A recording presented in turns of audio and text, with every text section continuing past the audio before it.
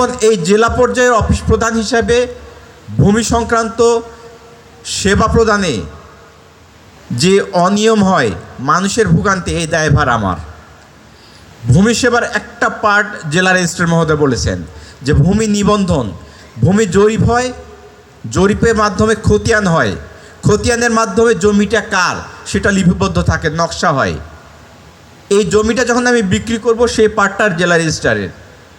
আমাদের সমাজ ব্যবস্থায় অনেকেই আছে জমি কিনি, সাব রেজিস্ট্রি অফিসে দলিল করা হয়, কিন্তু ভূমির ম্যানেজমেন্টের যে পার্টটা, যেটার জন্য ওই ইউনিয়ন ভূমি অফিস এবং উপজেলা ভূমি অফিস মূল কাজটা করে, সেইখানে আমরা রেকর্ড সংশোধন কাজটা করি না, যেটাকে নামজারি বলা হয়, বা কেউ অনেকেই মিউটেশনও বলে কিংবা খারিজও বলে।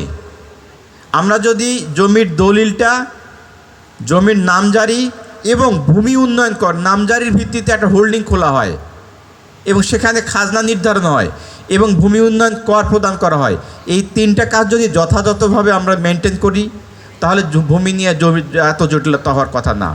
বলা হয় 3টা দ যদি আমরা ঠিক রাখতে পারি, আমার জমির যে মালিকানা যেটা দলিল সূত্রে পাইছি, সেই দলিল, জমির যে খাজনা দিয়েছি, খাজনা দেওয়ার রসিদটাকে বলে দাখিলা, আর জমিটা যে আমার সেটা যদি দখল যদি নিশ্চিত, এই 3টা দ, দলিল, দাখিলা এবং দখল, এই 3টা যদি আমি নিশ্চিত করতে পারি তাহলে জমি নিয়ে এত মামলা মোকদ্দমা হওয়ার কথা না।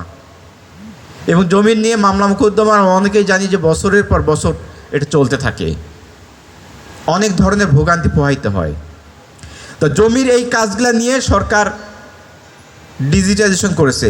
বিশেষ করে আমি যদি land.gov.bd, ল্যান্ড হচ্ছে ভূমি, গভ মানে কি জিওভি, গভর্নমেন্টের, বিডিতে বাংলাদেশ, বাংলাদেশ গভর্নমেন্টের এই ওয়েবসাইটে গিয়ে যদি আমি একটা অ্যাকাউন্ট খুলি, আমার এনআইডি, নাম, এটা মোবাইল নাম্বার দিয়ে যদি করি এবং আমার জমির যত তথ্য সেখানে যদি আপলোড করে রাখি, তাহলে এখান থেকে আমি ভূমি উন্নয়ন কর বলেন, ভূমির পর্চা তোলা বলেন, ভূমির নামজারি বলেন, এবং আজকে ভূমি মন্ত্রী মহোদয় বলেছেন যে ইতিমধ্যেই আস্তে আস্তে ভূমি অধিগ্রহণ যে করা হয়, অধিগ্রহণের কাজগুলোও ডিজিটালি করা হবে, যার ফলে ভূমি অধিগ্রহণের করার সাথে পরপরই যে ক্ষতিগ্রস্ত ব্যক্তির যে অধিগ্রহণের যে ক্ষতির পূরণের টাকা ওনার ব্যাংক অ্যাকাউন্টে চলে যাবে। এখানে জেলা প্রশাসকের কার্যালয়, জেলা প্রশাসক হিসাবে বা কালেক্টর হিসাবে আমাকে যত মানুষ এখানে সেবা নিতে আসে, অধিকাংশ মানুষ আসে ভূমি অধিগ্রহণ সংক্রান্ত ক্ষতিগ্রস্ত ক্ষতিপূরণের টাকা পাওয়ার জন্য। বেশিরভাগ ক্ষেত্রে মানুষ এখানে হয়রানির শিকার হয়। তার অন্যতম প্রধান একটা কারণ আমি যেটা করেছি সেটি হচ্ছে এই জমিটা যার অধিগ্রহণ করা হয়েছে, মনে করেন আপনার জমি অধিগ্রহণ করা হয়েছে, 2 দিন পর আপনার ভাই, আপনার চাচা, আপনার ফুফুতো ভাই, আপনার প্রতিবেশী গিয়ে জমিতে মামলা করছে, এই জমিটার সত্ত্ব নিয়ে মামলা করছে। যখনই কোর্টে কোনো মামলা থাকে, এই সিভিল কোর্টে ওই খতিয়ানের ওই দাগের জমি নিয়ে যদি কোনো মামলা থেকে এটা ক্ষতিপূরণ প্রদান করা, মামলা নিষ্পত্তি না হওয়া পর্যন্ত সম্ভব হবে না।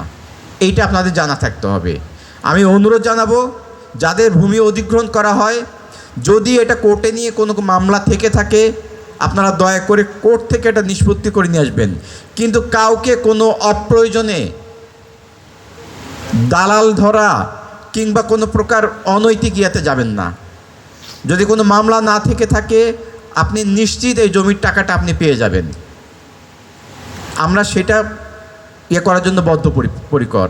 আমি সবাইকে অনুরোধ জানাবো, ভূমি সেবা সংক্রান্ত বিষয়ে কাউকে কোনো অনৈতিক কোনো প্রকার টাকা পয়সার লেনদেন করা, কারণ সরকারি যে সেবা সেটা লেনদেনের টাকা লেনদেন করার জন্য নির্ধারিত ফি আছে, সেটা তারপর এটার মাধ্যমে ডিসিআর দেওয়া হয়, দাখিলা দেওয়া হয়।